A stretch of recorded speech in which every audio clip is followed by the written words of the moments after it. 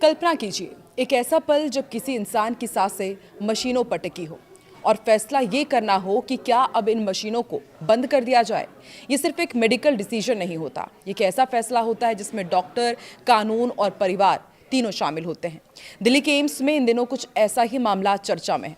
नमस्कार, मैं हूं आकांक्षा और आप देख रहे न्यूज़ 18 का डिजिटल प्लेटफॉर्म। गाजियाबाद के हरीश राणा का केस जो पूरे देश में इच्छा मृत्यु को लेकर एक नई बहस छेड़ रहा है। हरीश राणा एक होनहार इंजीनियरिंग छात्र जिनके सपने भी बाकी युवाओं की तरह बड़े थे, लेकिन साल 2013 में एक हादसे ने उनकी जिंदगी को पूरी तरह बदल दिया। चौथी मंजिल से गिरने के बाद उन्हें गंभीर चोट आई।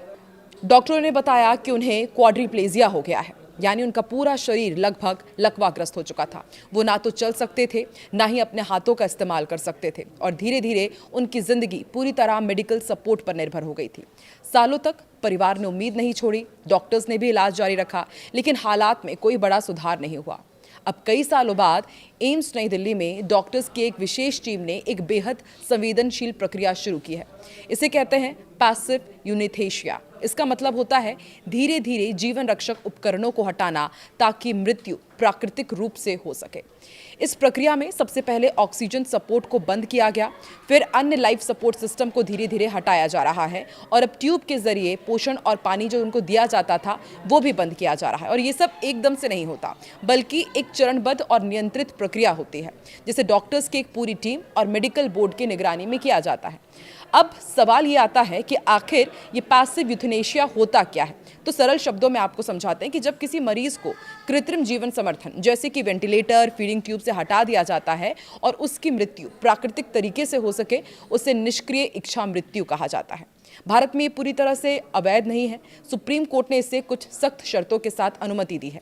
डॉक्टर्स की एक स्वतंत्र मेडिकल बोर्ड की मंजूरी जरूरी होती है, मरीज की स्थिति का विस्तृत मूल्यांकन किया जाता है, परिवार की सहमति ली जाती है और पूरी प्रक्रिया कानूनी निगरानी में होती है। यानी ये कोई जल्दबाजी में लिया गया फैसला नहीं होता, बल्कि कई स्तरों की जांच और सोच विचार के बाद लिया जाता है। लेकिन यहीं से शुरू होती है सबसे बड़ी बहस, क्या किसी इंसान को इस तरह से जाने देना सही है? तो देखिए, एक पक्ष ये कहता है कि अगर कोई व्यक्ति असहनीय पीड़ा में है और उसकी ठीक होने की उम्मीद बिल्कुल ना के बराबर है, तो उसे सम्मान के साथ विदा होने का अधिकार देना चाहिए। दूसरा पक्ष ये भी मानता है कि जीवन अनमोल है और जब तक सांस चल रही है उम्मीद भी जिंदा रहती है। ये बहस सिर्फ मेडिकल नहीं, नैतिक, भावनात्मक और सामाजिक भी है। हरीश राणा का मामला सिर्फ एक व्यक्ति की कहानी नहीं है, ये एक ऐसा सवाल भी है जो हम सभी के सामने खड़ा होता है। अगर हम या हमारा कोई अपना ऐसी स्थिति में हो तो हम क्या फैसला लेंगे? क्या हम जीवन को हर हाल में बचाने की कोशिश करेंगे या फिर दर्द से मुक्ति को प्राथमिकता देंगे? ये फैसला आसान नहीं है और शायद इसका कोई एक सही जवाब भी नहीं है। आप इस बारे में क्या सोचते हैं? कमेंट में अपनी राय जरूर बताएं।